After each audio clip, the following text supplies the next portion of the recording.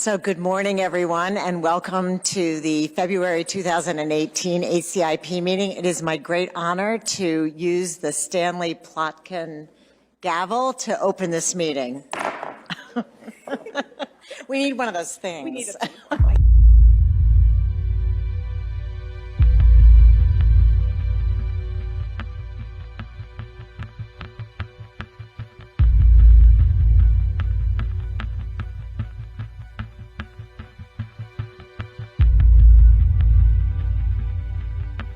And then the next will be the vote.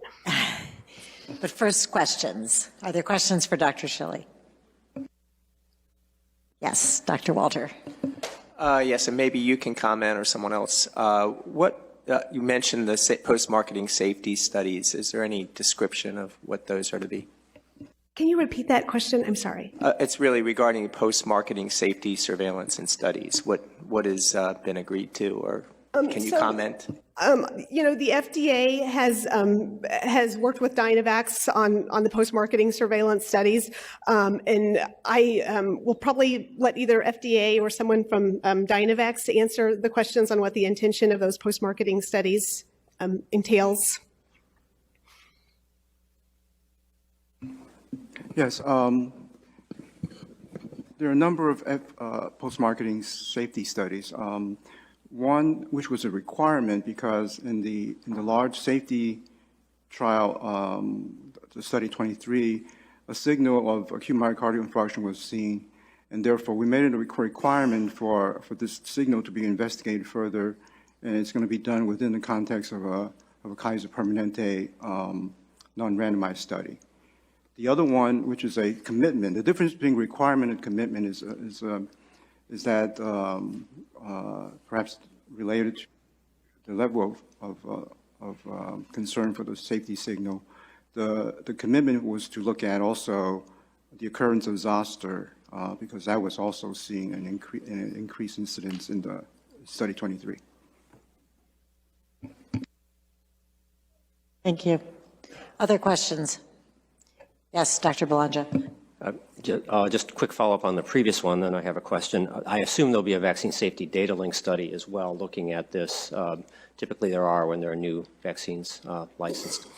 My question, though, is related to the 1018 adjuvant, and I'm wondering, is this adjuvant used in other licensed products either in the U.S. or elsewhere, or is it a new adjuvant?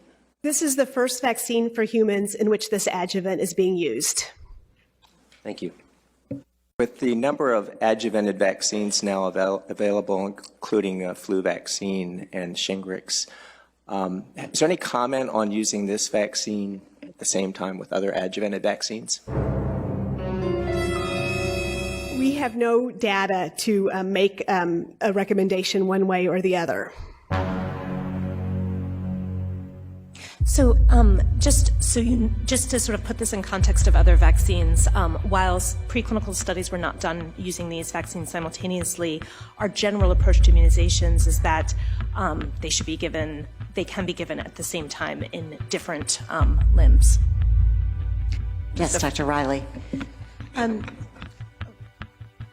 It's okay. Do you have any data on different race, ethnicity populations with this vaccine? Actually, that was one of the initial comments by FDA, is that some of the early phase 3 trials did not include racially diverse groups of subjects. And as a result, the Sablin study, which Dr. Harris talked about previously, that was predominantly among Asian persons. So it's my understanding that the manufacturer addressed the FDA concerns about the lack of a diverse racial subject population. We will take a vote on this recommendation. Yeah, voting is open now. Thank you very much. So the voting is completed, and it is unanimous to support this recommendation. Thank you all. And does anybody around the table, we don't need to go around and verify our votes, but does anybody have any comments they wish to make about their vote? Dr. Great. Stevens? So just a slight reservation. I think this is a huge advance and a step forward. I am concerned about that signal, that myocardial infarction signal. I am concerned about the use of this new adjuvant and certainly urge us to continue to look at the post-marketing data carefully. Dr. Hunter? Just a question about that. How soon would we be getting that post-marketing data update here? Dr. Ward? There's two kinds of data. The vaccine safety data link data will require people to be using the vaccine to develop substantive database